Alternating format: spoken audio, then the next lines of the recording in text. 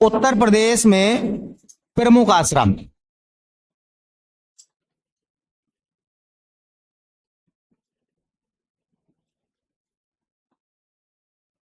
उत्तर प्रदेश के प्रमुख आश्रम।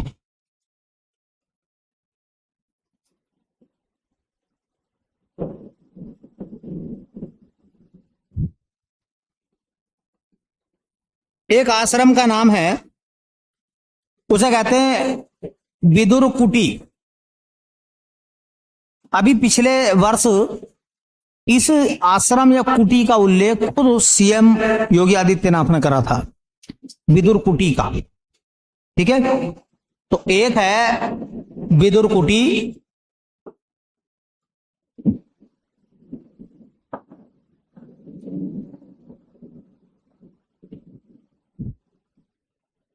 अब सबसे पहला तो यह पता करना है कि विदुर कुटी उत्तर प्रदेश के किस जिले में है। आपको जिला याद रखना भैया, तो जिला है बिजनौर।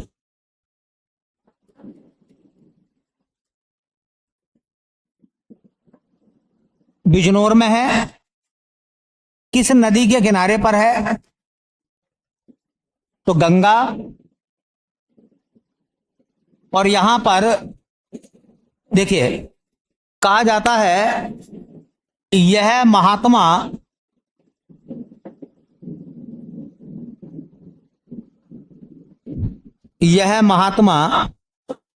विदुर की तपोस्थली है।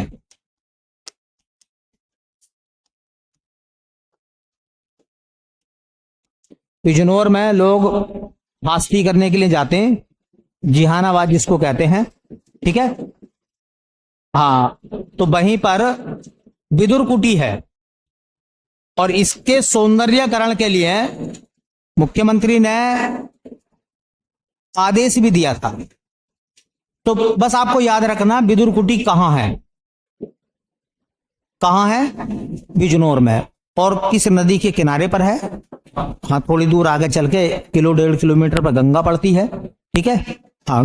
और ये महर्षि विदुर कौन थे? तो तुमने देखा होगा जब आप कृष्ण लीला या महाभारत को देखते हैं तो वहां पर महर्षि विदुर का नाम आता है, तो उनकी तपस्थली है ये विदुर कुटी। एक सवाल है, देखिए, ऐसी एक आश्रम है, उसे कहते हैं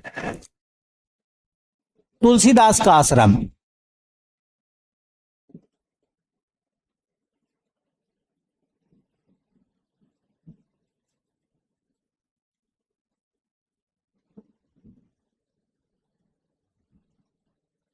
तुलसीदास का आश्रम। देखिए, पहला सवाल, तुलसीदास का आश्रम कहां है? तो चित्रकूट धाम।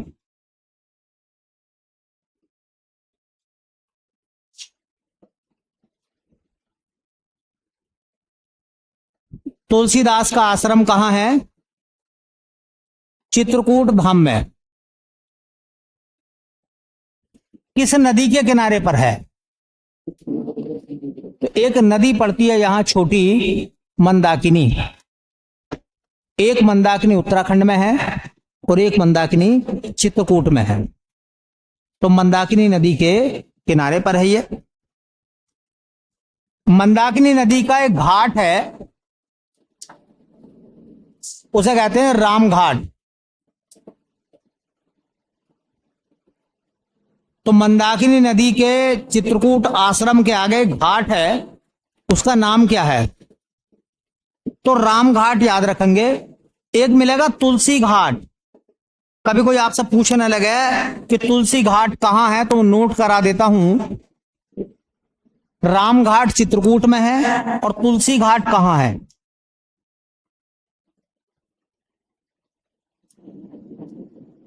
तुलसी घाट बेटा बनारस में है, वाराणसी में है, और गंगा का घाट है ये। गंगा नदी का घाट है तुलसी घाट। और इसी तुलसी घाट पर कहा जाता है तुलसीदास ने प्राणों को तजा था। सजने का मतलब होता है उनका देहांत हुआ था। तो तुलसीदास का देहांत कहाँ हुआ था? बनारस में तुलसी घाट पर, है ना। तो यहां तुलसीदास का देहांत हुआ।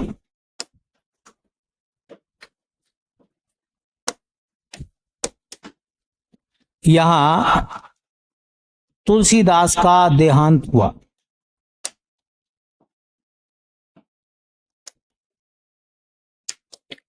तो विदुर कुटी कहाँ है? तो महर्षि विदुर का आश्रम है।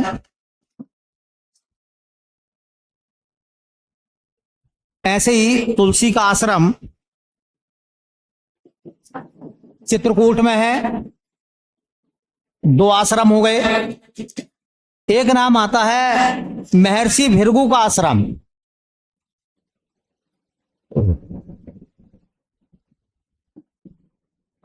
महर्षि भृगु का आश्रम।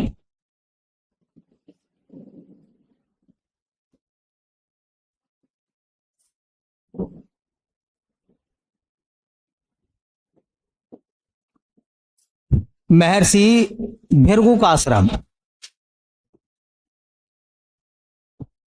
ये यूपी ट्रिपल एससी का सवाल है। महर्षि भृगु का आश्रम पूछा था, कहां है? महर्षि भृगु का आश्रम देखिए जिस जिले में है, तो जिले का नाम है बलिया। किस नदी के किनारे पर है? तो गंगा।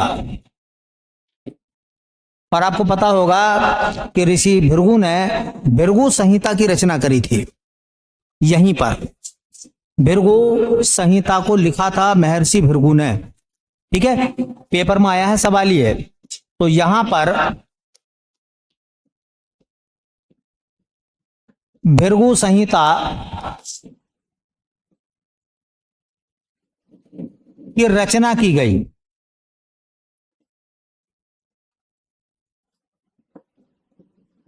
तो महर्षि भृगु ने भृगु संहिता की रचना कहां की थी? महर्षि भृगु ने भृगु संहिता की रचना कहां की थी? तो भृगु आश्रम में। और भृगु आश्रम कहां है? कहां का है? बलिया का। जिला याद रखेंगे, बलिया। ऐसे ही है महर्षि वाल्मीकि का आश्रम। यह भी जूनियर यूपी ट्रिपल एससी में सवाल आया था। महर्षि वाल्मीकि, महर्षि वाल्मीकि का आश्रम।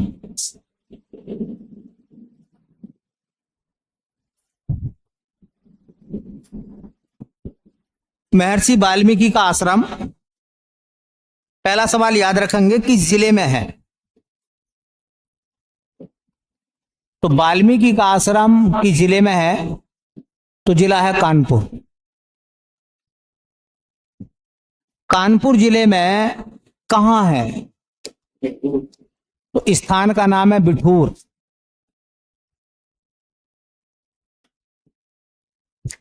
देखिए महर्षि वाल्मीकि का आश्रम बिठूर में है। किस नदी के किनारे पर है? तो कानपुर से कौन सी नदी गुजरती है? तो गंगा के किनारे पर है।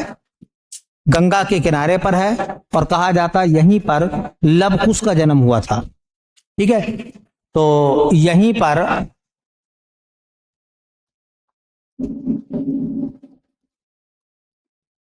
लव कुश का जन्म हुआ था। तो लव कुश का जन्म कहां हुआ था? महर्षि वाल्मीकि के आश्रम में। और महर्षि वाल्मीकि का आश्रम कहां है? कानपुर के बिठूर में।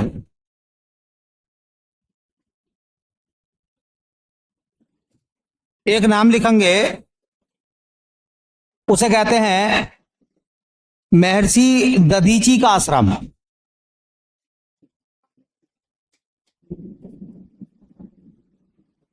महर्षि दधीची का आश्रम।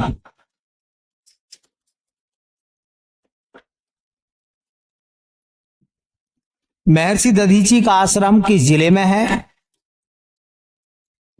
तो जिला है बेटा सीतापुर। सीतापुर में भी कहां है? नैमिषारण्य।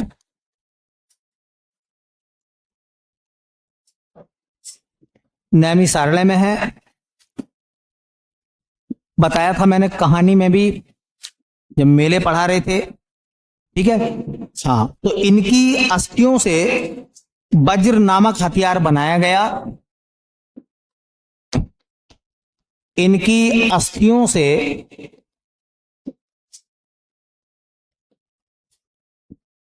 वज्र नामक हथियार बनाया गया।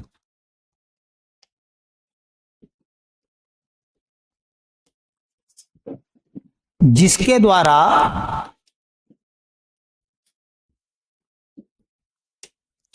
वृत्तासुर का वध किया गया।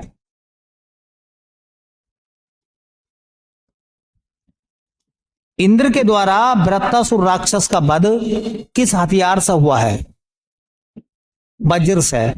और वज्र जो महात्मा या महर्षि दधीची की हस्तियां हैं वो उनके फेफड़ों की हैं, पसलियों की हड्डियां हैं। कौन सी हैं?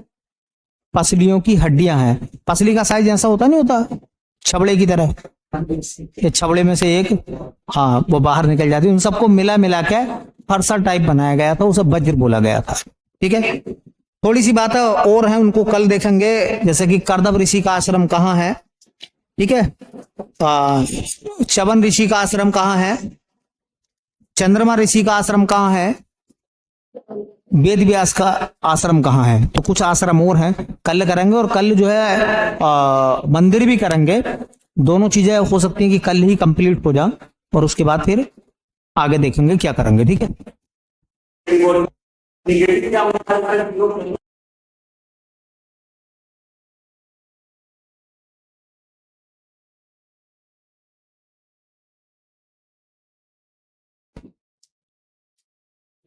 उत्तर प्रदेश के प्रमुख आश्रम।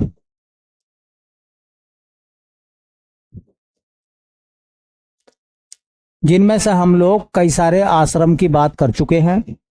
तुलसीदास का आश्रम, महर्षि वाल्मीकि का आश्रम, महर्षि दधीची का आश्रम, विदुर कुटी, कई सारे आश्रम हमने पिछली क्लास में कल कर लिए थे, है ना।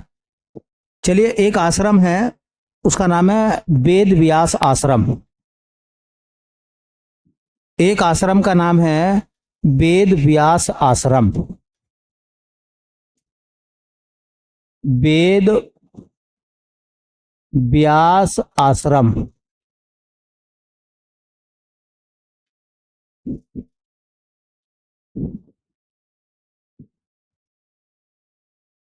अब देखो, हमारे लिए इंपॉर्टेंट क्या फैक्ट बनेगा इसमें भाई? सबसे इंपॉर्टेंट, यूपी के अंदर ये सवाल पूछा जाएगा कि उत्तर प्रदेश में जो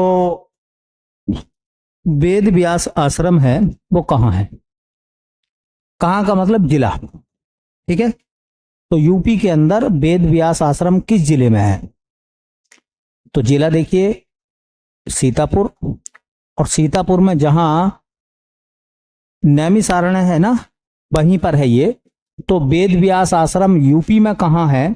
तो यूपी के किस जिले में है? तो जिला हो जाएगा सीतापुर।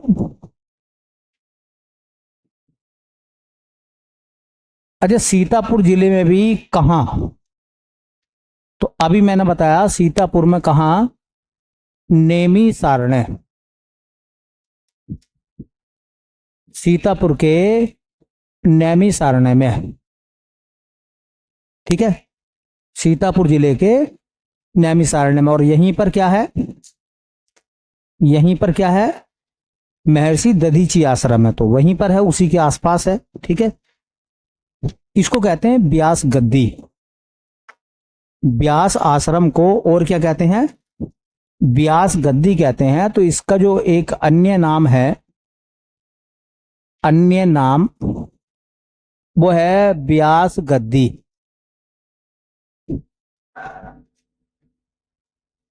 व्यास गद्दी।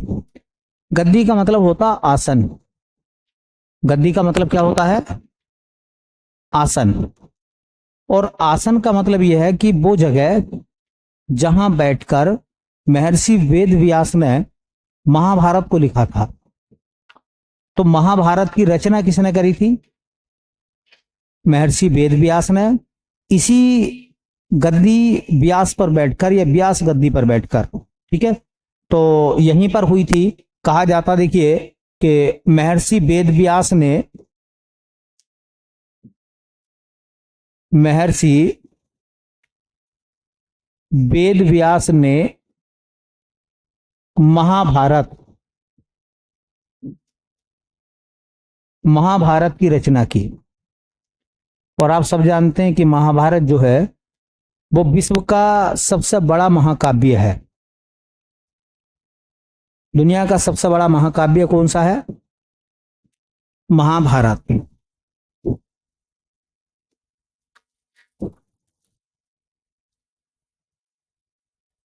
च्यवन ऋषि का आश्रम, च्यवन ऋषि का आश्रम पूछा जाएगा तो कहते हैं च्यवन, इस तरीके से लिखते हैं, च्यवन ऋषि का आश्रम, ऋषि का आश्रम। अब देखो, मेन सवाल तो आप लोगों को समझ में आ रहा होगा कि हम जब आश्रम पढ़ेंगे तो हम लोग किसकी बात करेंगे? डिस्ट्रिक्ट की बात करेंगे। भृगु ऋषि का आश्रम यूपी ट्रिपल एससी ने पूछ लिया है। महर्षि वाल्मीकि का आश्रम यूपी ट्रिपल एससी ने पूछ लिया है। ठीक है, तो ये आश्रम पूछे जाते हैं। पेपर टफ होता है तो बहुत बारीक सवाल पूछा जाता है।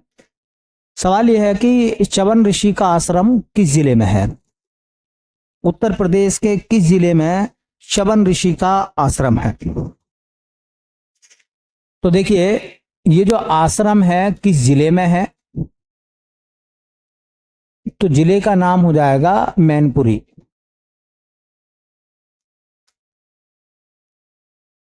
कल मैंने बताया था एक ऋषि हुए थे भृगु ऋषि। भृगु ऋषि का आश्रम बलिया में था। उन्होंने भृगु संहिता की रचना करी थी। तो ये च्यवन ऋषि कौन थे? ये भृगु ऋषि के पुत्र थे। तो इनके पिता कौन हुए फिर? भृगु ऋषि। ठीक है, तो ये देखिए, ये भृगु ऋषि के पुत्र थे।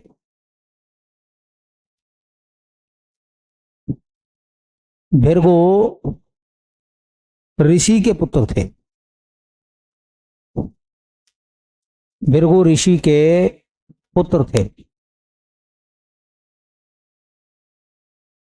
देखिए, ऋग्वेद काल में ये बताया जाता, ऋग्वेद का जब दौर था तो उसमें लिखा हुआ है कि औषधियों के देवता जो थे वो अश्विन थे। क्या थे? औषधि मतलब मेडिकल साइंस के गुरु अश्विन थे। तो औषधियों के देवता, दवाइयों के देवता कौन थे? अश्विन थे। और कहा जाता है कि देवता अश्विन ने एक कंपाउंड बनाया था, और वो कंपाउंड जो है वो च्यवन ऋषि को खिलाया था। कंपाउंड कोई पदार्थ बनाया था और वो च्यवन ऋषि को खिलाया था। और कहा जाता है कि च्यवन ऋषि चूंकि बूढ़े हो गए थे, और उस कंपाउंड मतलब यौगिक को खाने के बाद, उसके सेवन के करने के बाद वो पुनः नौजवान हो गए थे। ठीक है, और उस कंपाउंड का नाम बताया जाता है च्यवनप्राश।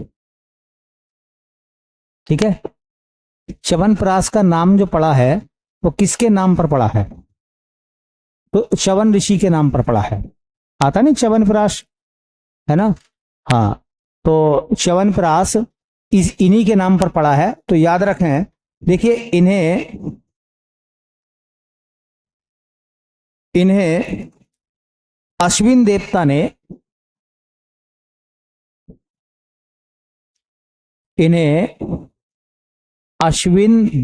ने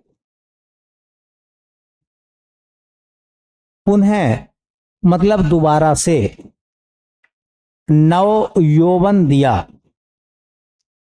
नव यौवन का मतलब है वो पुनः जवान हो गए थे, युवा हो गए थे, नव यौवन दिया था। तो याद रखें, नव यौवन अश्विन ने किसको दिया था? च्यवन ऋषि को। ठीक है, और उन्हीं के नाम पर च्यवनप्राश जो आजकल मार्केट में है वो नाम वहीं से रखा गया है। ठीक है, अश्विन देवता ऋग्वेद में किस चीज के देवता है? औषधियों के देवता। ठीक है, चलिए एक है चंद्रमा ऋषि आश्रम, एक नाम है चंद्रमा ऋषि आश्रम।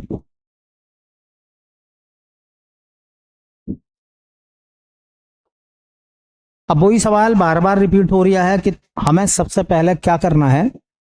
डिस्ट्रिक्ट हमें याद रखना है कि कोई भी आश्रम है तो वो किस जिले में है। ठीक है, तो चंद्रमा ऋषि आश्रम जो है जिस जिले में है उस जिले का नाम है बेटा आजमगढ़। बताया जाता है कि आजमगढ़ जिले में चंद्रमा ऋषि आश्रम है। ये कौन थे? आपने पुराणों में ना के नाम सुना होगा, अनुसुईया, मां अनुसुईया और ऋषि अत्रि के पुत्र थे। कौन? चंद्रमा ऋषि। ठीक है, तो ये कौन थे भाई? ये मां अनुसुईया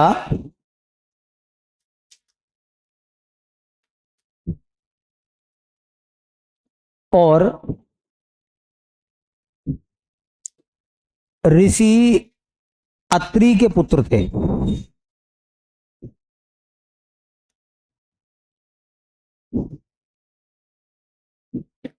और इनका आश्रम आजमगढ़ में है, चंद्रमा ऋषि आश्रम के नाम से। अब सवाल पूछेंगे कि चंद्रमा ऋषि आश्रम आजमगढ़ में है, किन नदियों के संगम पर है? दो नदियां आके वहां पर मिलती हैं, तो किन नदियों के संगम पर यह आश्रम बना हुआ है? तो याद रखें, यहां भी संगम होता है और संगम कहते हैं दो नदियों के मिलने को। ठीक है, तो यहां पर संगम होता है दो नदियों का, एक का नाम है तमसा और एक का नाम है, उसे कहते हैं सिलनी। तमसा और सिलनी नदियों का संगम आजमगढ़ में होता है और वहीं पर है चंद्रमा ऋषि आश्रम। और चंद्रमा ऋषि कौन थे? तो ये मां अनुसुईया और ऋषि अत्रि के बेटे थे।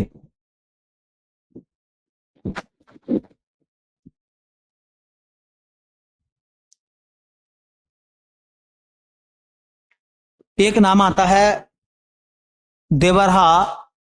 देवरहा ऋषि आश्रम या बाबा आश्रम। देवरहा बाबा आश्रम, देवरहा बाबा आश्रम। भाई ज्यादा खास तो इंपॉर्टेंट नहीं है, फिर भी याद रख लो। ये किस जिले में है ये आश्रम? तो देवरहा मतलब देवरिया जिले में है। किस नदी के किनारे पर है? कहा जाता सरयू नदी।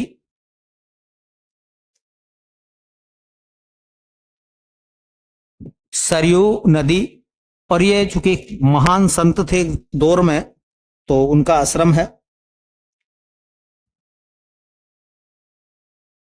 एक आश्रम का नाम लिखेंगे ऐसे ही, कभी बाई चांस पूछ लें, उसका नाम है श्री सिद्धपीठ मुमुक्षु आश्रम। उसे कहते हैं श्री सिद्धपीठ मुमुक्षु आश्रम। बहुत सारे लोग इसे गोरा आश्रम भी कहते हैं। बस कुछ नहीं, एक शब्द याद रख लो और वो है जिला। मुमुक्षु आश्रम यूपी में कहां है? तो हमीरपुर।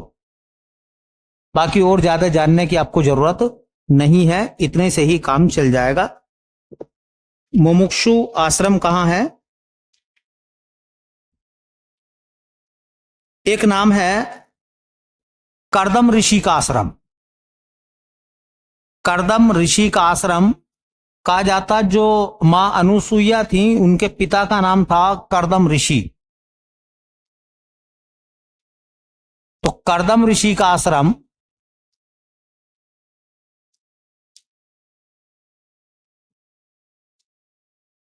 कोई अगर पूछता है तो वो आपसे जिला पूछेगा, क्योंकि देखो भृगु ऋषि पूछ लिए थे तो करदम ऋषि भी पूछ सकता है भैया वो किस जिले में ये आश्रम है।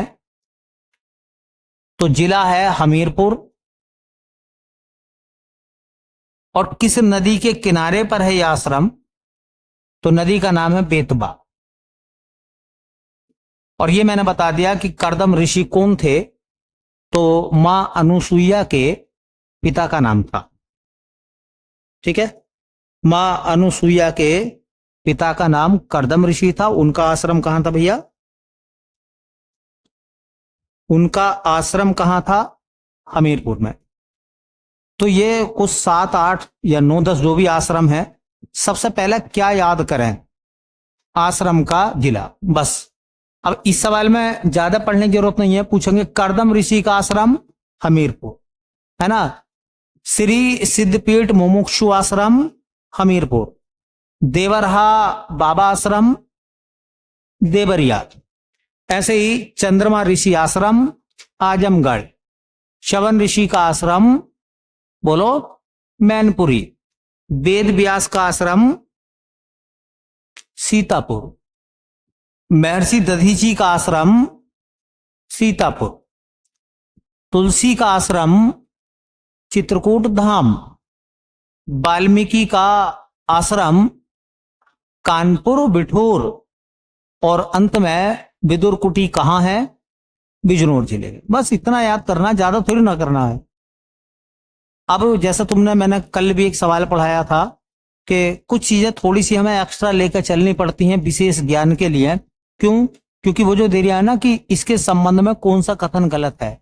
जैसा कल भी मैंने एक सवाल बताया था जो अभी पीछे एग्जाम में UPSSC में पूछा था, वो आया था ना कि हाँ, बुलंद दरवाजे के संबंध में कौन सा कथन गलत है, ये बताना था आपको। ठीक है, ऐसे सवालों का जवाब फिर ढूंढने के लिए थोड़ी नॉलेज आपको बढ़ानी पड़ेगी भाई। चलिए आश्रम के बाद चलते हैं उत्तर प्रदेश के प्रमुख मंदिर।